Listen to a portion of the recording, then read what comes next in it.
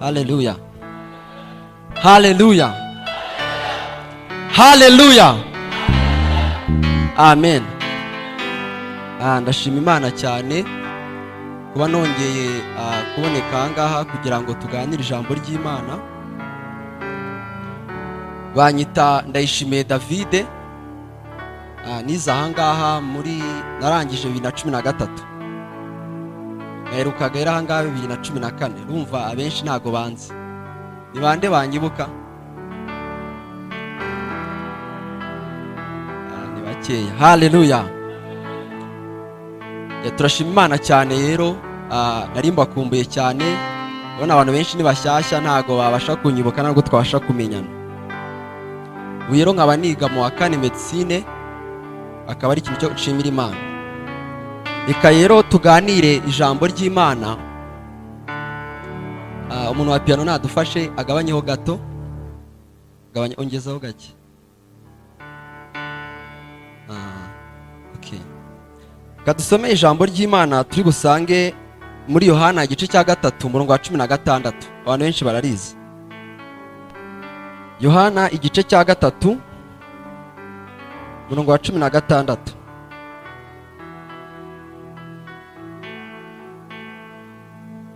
Yohana igice cya 3 umurongo wa 16 aravuga ngo, ndumva twageze twese. Piano ntuyigabanye cyane, ndayikunda nta kibazo. Kore ku amanota.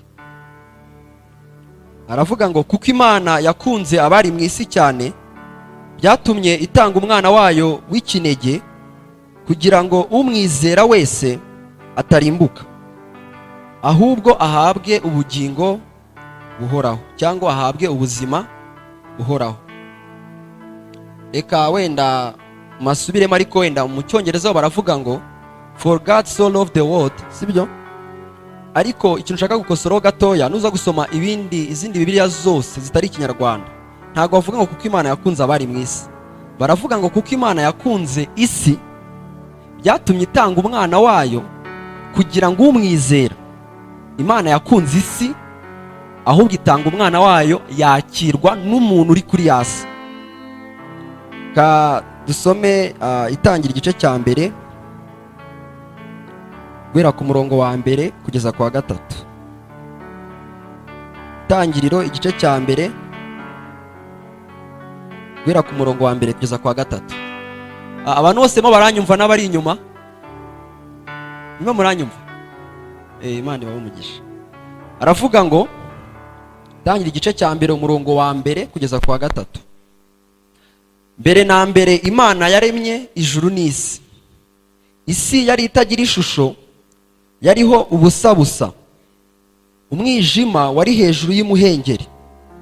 Maze umwuka w'Imana yagendagendaga hejuru y'amazi. Imana iravuga iti habeho umucyo, umucyo ubaho. Amen. Tugiye kuganira aya magambo makeya mu mwanya mutoya. Inyigisho y'uyu munsi turavuga ku ibintu biroroshye. Ni ijambo ry'Imana rivuga ngo Yesu arabakunda. Icyo kintu cyonyine ngiye gusobanura ukuntu Yesu abakunda. Komeza gutya, wongezeho gake. Sawa. Amen. Mu itangiriro hariho Imana. Bijya gutangira hariho Imana. Irangije iravuga iti ariko ndumva hari abantu nkeneye gukunda. Haleluya. Yari yicaye ibona iri yonyine, ariko yumva ifite urukundo rwinshi. Ariko kugira ngo ibone ikintu ikunda yagombaga kubanza kukirema. Haleluya. Muri rwa rukundo rwayo ntabwo ari kwikunda gusa, ahubwo yabanje mbere na mbere gushaka umuntu yashyiraho rwa rukundo. Iricara irabanza iratekereza, ireba hirya no hino aho niho yatangiye kugutekereza, niho yatangiye kunekereza. Irangije iravuga ati ariko ngomba kubanza nkaremura umuntu hantu nzamukundira. Haleluya.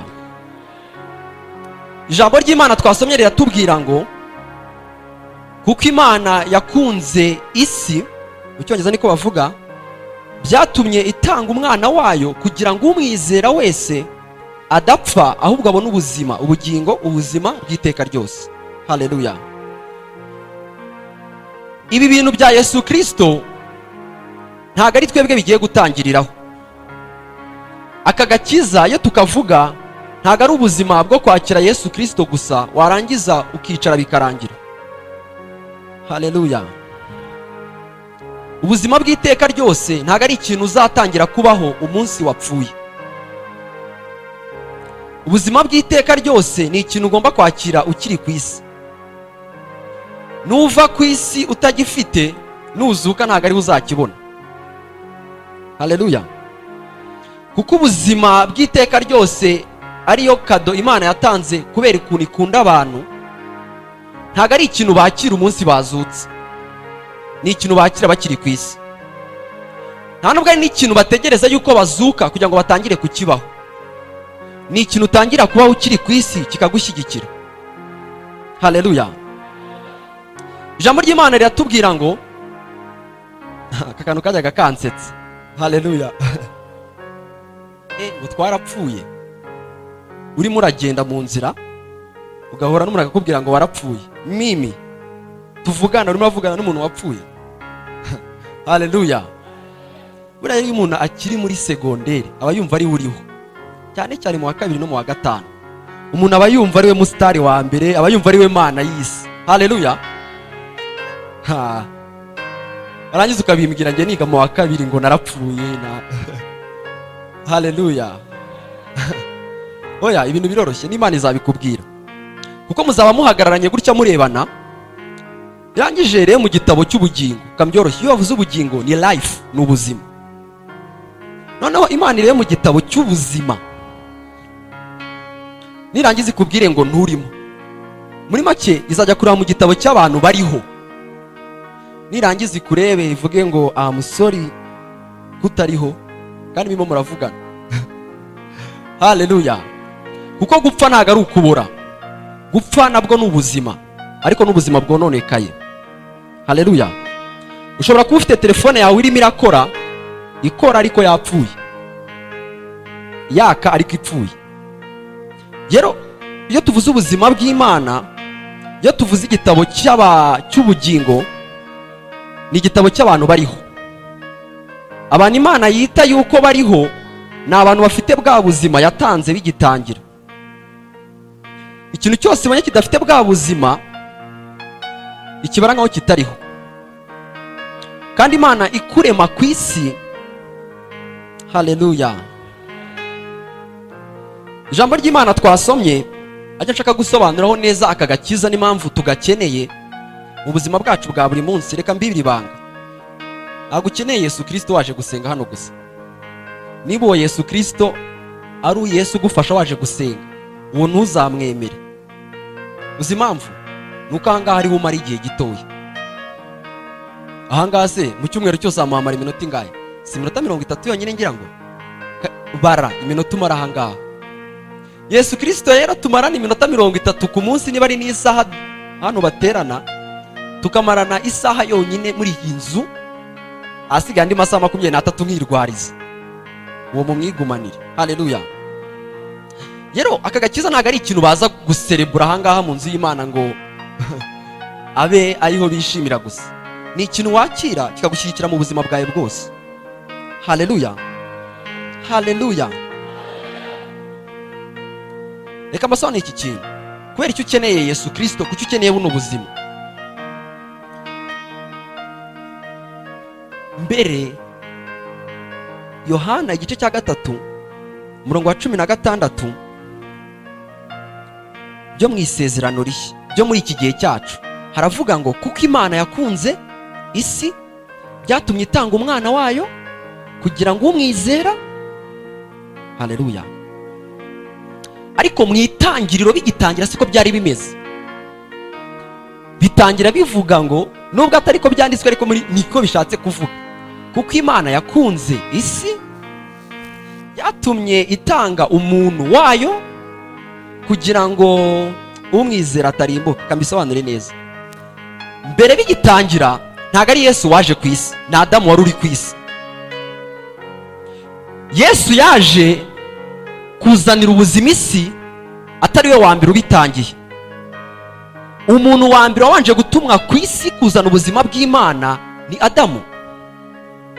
Haleluya. Adamu yaje afite bwa buzima bw'Imana muri we. Ndageza kwivuga mu buryo bworoshye twese twumva. Iyo bavuze ubuzima bw'iteka ryose cyangwa ubugingo buhoraho, ni ubwoko bw'ubuzima butemba mu Mana. Wowe bagukuyemo amaraso wahita upfa, kubera ko bubaho ubuzima bw'inyama n'amaraso. Ariko Imana igituma iriho iteka ryose niko ifite ubuzima butuma ibaho iteka ryose. Iyo wizeye Yesu Kristo, ubwo buzima bw'iteka ryose butemba mu Mana nibwo baza bagashyira mu muntu wo mu imbere. Haleluya. Kugira ngo niwakira Yesu wakire bwa buzima, numara kwakira bwa buzima wowe ugende hano ku isi ubihereza yasi. Natangiye mbibasobanurira. Imana yakunze isi ariko niyahaye umwana wayo, yahaye umwana wayo isi, ariko nta isi yose rero yagombaga kwakira umwana wayo. Ntago fizike mwiga izakira Yesu, nta kindi kintu kizakira Yesu uretse ikintu cyitwa umuntu gusa. Kuko Imana yakunze isi ikohereza Yesu kugira ngo umuntu uri kuri yasi ari umwakira, wa muntu wakiriye Yesu Kristo ari umushyira ibindi bisigaye. Haleluya. Rero Yesu Kristo impamvu mukeneye, ukeneye kumujyana ku bindi bintu byose biri ku isi. Ntabwo ukeneye Yesu Kristo mugumana muri iyi nzu, ukeneye Yesu Kristo musohokana muri iyi nzu mukajyana muri class. Haleluya. Hari igihe bajya batanga ikizami gikomeye, hari igihe umwarimu ategura ikizami ashaka kuba shuwa yuko uri buze gufiringa presence yacyo. Haleluya. Hari igihe mwarimu ategura ikizami kugira ngo uze kumva neza presence yacyo. Haleluya. Hari ujya mu kizami ukagikora nkaho kidahari, wibereye busy, ukagikora ntiwibuke n'ibibazo kwa kuntu cyoroshye. Hari ikindi kizami ukora ugafiringa ko wakoze ikizami, ukaba wafiringa riri yuko ikizami kirahari. Rero ntukemere ko ibintu byo ku isi buri munsi ufiringa yuko bihari. Kuki utatuma bifiringa yuko Yesu akuri? Haleluya. Uyu Yesu Kristo tuvuga ntago ari ukuzana gusa ngo twicare batubwire twisinzirire yuke turangiza tujye kunywa igikoma twisubire mu ishuri mu mashuka dutegereze ejo ko Bureza aza kutwigisha. Aha ngaho iyo uje ubuje gufata bwa buzima, ubuje kongera kwicaginga kugira ngo nusohoka buri kintu cyose ukozeho ucyorezeho bwa buzima gifiringe presence y'Imana. Imana nta kindi kintu ku isi igeze ishaka kuzahura nacyo, yagombaga gusa guhura na Adamu, Adamu akarujya guhura n'ibindi bisigaye. Iyo udafite Yesu Kristo, haleluya, iyo udafite Yesu Kristo si yo wenyine uba umuhombye, n'ibindi bintu byose bikuzengurutse biramuhomba. Kuko Imana yakunze, yaragukunze cyane guha umwana wayo. Imana yakunze isi, ishaka yuko isi yose ibona umwana wayo, ariko uwo mwana ni wowe wenyine umwakira, akaba ari wowe gusa ugenda umukwirakwiza ahantu hose, ugatumika fizike ugafiringa formule ariko nayo ikagufiringa, igafiringa yuko Yesu abaho. Haleluya. Haleluya. Si ikintu na kimwe kirumvikana. Ntago Yesu Kristo umukeneye gusa kuvuga ngo nk'umuntu wahahamutse ukeneye ko bamugira inama gusa, bamara kugira inama bikabirangira. Yesu Kristo umukeneye nk'ikintu ugomba kujyana ahantu hose ugiye, ugomba gushyira bagenzi bawe, ugomba gushyira umuryango wawe, ugomba gushyira mu bintu byose ubamo. Kuko iyi si irimo irigisha abantu yuko iyo ubaye umunyabwenge uba wihagije, cyangwa sinzi ko nabisobanura, ariko Yesu Kristo numuzana mu buzima bwawe ukiga kumufata ukiga kubana nawe, birenga yuko umufite ukamushyira ibindi byose bisigaye. Kansoreze kuri kino kintu. Ijambo ry'Imana riratubwira ngo mbere na mbere Imana yaremye ijuru n'isi. isi yari idafite ishusho. Haleluya. Isi yari idafite ishusho, yari yononekaye. Imana, umwuka w'Imana aratemberaga areba ibintu byononekaye bidafite ishusho, ariko umwuka w'Imana yari ahari.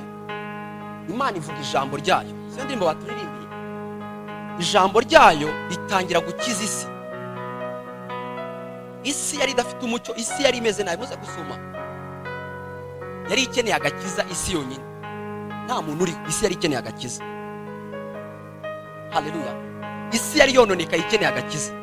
Imana yohereza umwuka wayo n'ijambo ryayo, bifata yasi biyihindura neza uko ishaka. Niko wakiriye Yesu Kristo ari we mwuzuro w'ijambo ry'Imana, n'umwuka w'Imana bakaza mu buzima bwawe. Wowe urasohoka hanze ukarema ubuzima ushaka kubaho. Haleluya. Niba ushaka kubaho ubuzima abandi bakuremeye, niba ushaka kubaho kubw'amahirwe bitewe n'ukuntu ibintu byagenze, nibyo bita iteganyagihe. Ni ukuvuga ngo niba ushaka kubaho kubera ukuntu byazindutse bimeze nyine, uyu munsi nibiba nabi ubwo nyine uragenderamo,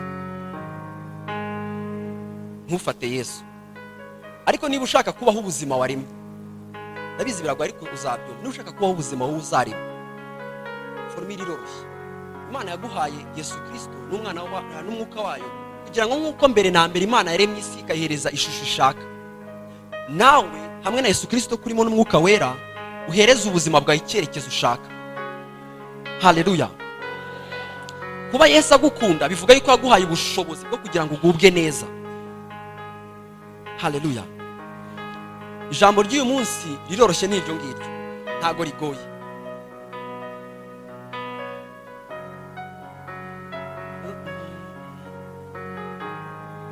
Yesu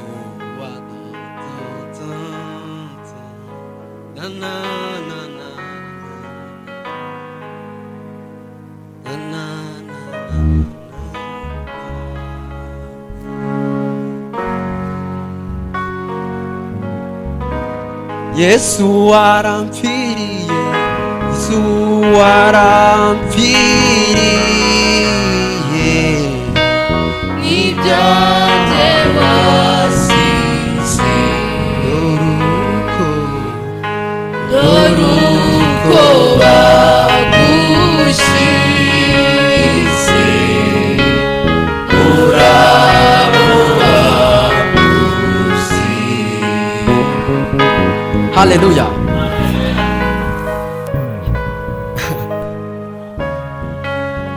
Urabona, iyo udafite Yesu Kristo wishima kubera ibintu byabaye. Niba ku cyumweru bagusuye ujya ubona abana baseka, barimo baraseka bishimye. Baseka wishimye bimeze bite? Ati bansuye. Wabona undi ubabaye ati rwose uyu munsi bamemukiye. Haleluya. Ariko ari ahantu winjira muri Yesu ugatangira ukajya ucura ibyishimo igihe ubishakira. Haleluya. Imana ibyutse mu gitondo isanga ku isi nta mucyo uhari. Ibyutse mu gitondo isanga harasa nabi. Aho kugira ngo ijye hariya, ubwo njya nibaza ari gusenga ndetse aho. Aho kugira ngo ijye hariya, nubwo ari Imana, Mana wamfashije, Mana wanabaye, naragowe, ubu se koko irareba iravuga ati okay, hari umwijima umucyo ubeho. Haleluya.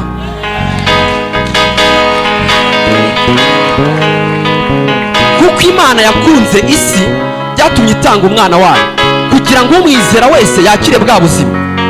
Wa muntu wamaze kwakira bwa buzima agende ku isi ashyira ku murongo ibintu. Niyo mpamvu Imana yarebye Edeni ahantu hato ku isi. Yaremye isi irema Edeni ahantu hato aba ari ishyira Adamu kugira ngo Adamu ahere aho ngaho, abana azabyara bazagende bakwirakwira isi yose bajyana ubuzima. Haleluya. Kuko Adamu ukuntu yabayeho ni kimwe n'uko Yesu yazutse. Haleluya. Imana yaremye igitaka kidafite ubuzima. Cya gitaka kidafite ubuzima aricyo Adamu, Imana ibumba igitaka irakireba kidafite ubuzima. Kuko Imana yakunze umuntu wari uri mu isi, niko byahise bigenda no mu itangiriro. Ireba Adamu w'itaka imwoherezamo umwuka wayo, Adamu ahita avuka abaho. ni nako iyo ugiye kuvuka ubwa kabiri, kubera ko Adamu yatakaje bwa buzima, niyo mpamvu yamubwiye ati ubwo ubikoze uzaniye isi kuvuma, ubutaka nibuzera, ibintu byose bizanga. Atari ukubera ko ari byo byakosheje, ntabwo ari isi yari yakosheje, ni umuntu wagombaga guhura n'isi wakosheje. Yasi ihita ibura ubwiza bw'Imana, nayo yanga kwera, ibintu birapfa. Niko Imana yavuze ati ubwo uriya wa mbere yabyishe, nawe uyu munsi iyo wizeye Yesu Kristo ahita agusubiza bwa buzima. Ibyo bita kuvuka ubwa kabiri.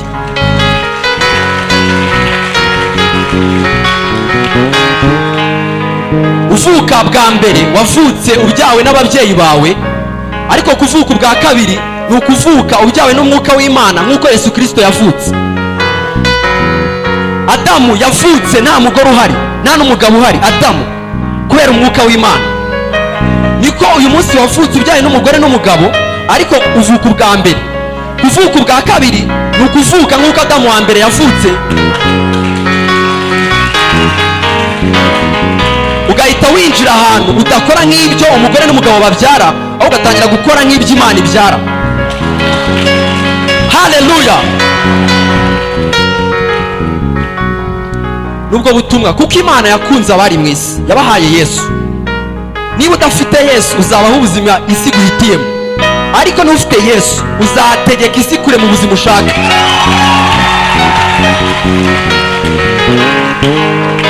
Kwakira Yesu ntibirangira gusa kumwakira, iryo ni itangiriro. Ni nko gukandagira ku nkombe y'amazi y'inyanja ushaka kugera hirya, ni itangiriro. Nyuma yo kumwakira ugenda ahantu hose ugiye ukamubaza urababaye ngo nibagusuye baretse amahoro mu izina rya Yesu, uragahita yakira amahoro. Kubera iki? Ntabwo apfa ku bindi, niyo bita amahoro Yesu yabahaye. Yesu Kristo asanga bikingiranye bafite ubwoba, bikingiranye kambisobanura, barangije bikingiranye ahantu bafite ubwoba ngo abantu batinjira mu buzima bwabo bakabahungabanya. Yesu Kristo atobora inzu ahita yinjiramo, gutya bakinze aratobora arinjira ahita basangamo. Niko Yesu Kristo atobora ubuzima bwawe agahita kwinjiramo. Haleluya, haleluya, haleluya. Ntabwo tubabwira Yesu Kristo uri mu ijuru gusa, turababwira Yesu Kristo uza akakwinjiramo. Amen. Nta wundi muntu wagera mu mutima waberetse Yesu Kristo. Yesu Kristo ntabwo ari mu ijuru agutegereje, ariyo ari ku bwiza bwe buratobora bukakwinjiramo. Haleluya.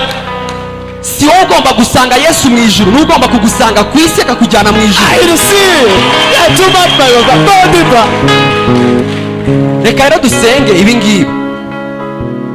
Niba ushaka kwakira Yesu Kristo mu buzima bwawe, ibyo ntabwo mbitindaho.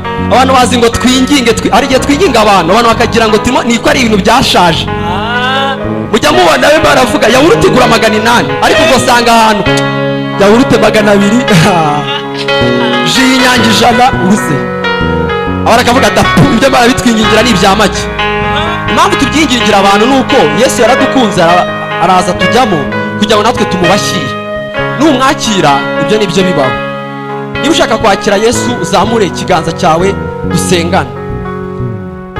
Yesu arampfiriye, Yesu arampfiriye,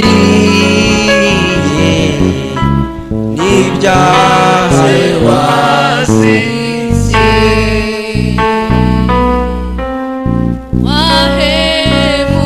wahemucyo mwami, ushinyagurirwa. Niba nta muntu wakira Yesu Kristo azamura ikiganza ndahita nkomeza, ntabwo njya gutinda ninginga wapi. Nta muntu wakira Yesu Kristo azamura ikiganza, ukeneye ko Yesu Kristo yinjira mu buzima bwe, ntabwo ndi butinde. Okay, Imana ibamugisha.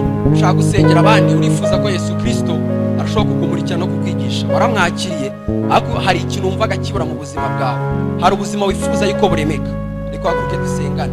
Ukenera kwakira Yesu Kristo araza kureba Blaise, ntacyo reka tugire vuba tudatinda. Niba ari amahoro ukeneye, niba ari ikintu wifuza ko gihinduka mu buzima bwawe, hari imbaraga z'umwuka wera zasubije isi ku murongo, zirahari kugira ngo zikuremere ubuzima ushaka. Data, mu izina rya Yesu, mu izina rya Yesu Kristo, turatura ubuzima hano hantu, turasubiza ku murongo buri kintu cyose. In the name of Jesus. turatura ubuzima bwawe mu izina rya Yesu. Turatura amahoro yawe mu izina rya Yesu. Amen. Amen. Hallelujah. Hallelujah. Hallelujah. Reka gabanyaho gato. Imana ibahe umugisha, ariko ndagira ngo mutunze mwumve iki kintu. Hallelujah. Amahoro ya Yesu Kristo, niba wari uyakeneye uyu munsi yakira. Hallelujah. Turatura amahoro mu mutima w'umuntu wese uyashaka, n'ubuzima bwa Yesu Kristo ku muntu wese ubukeneye, agahinda kose no kubabara kose mu izina rya Yesu tukuzaniye amahoro n'ubuzima. Hallelujah.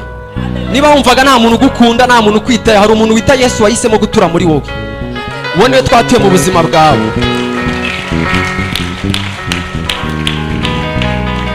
Amahoro mu mutima w'umuntu wese mu izina rya Yesu. Ni amahoro ya Yesu twari tubazaniye, ni ubuzima bwa Yesu kugira ngo busubize ku murongo ikintu cyose, yaba ari mu mubiri wawe, ahantu hose. Turatura ubuzima n'imbaraga Yesu yazukanye. Hallelujah. Mu izina rya Yesu, in Jesus name. Data ndagushimiye, reka winjize buno bwoko bwawe mu rundi rwego rudasanzwe. Turatura imbaraga zawe kuri bo, turatura mu rundi rwego Lord, in the name of Jesus. I release this atmosphere by the power of your Holy Spirit. I open a new anointing in the name of Jesus on everyone, Lord. A new acceleration in the name of Jesus. In Jesus' name we speak revival. Amen.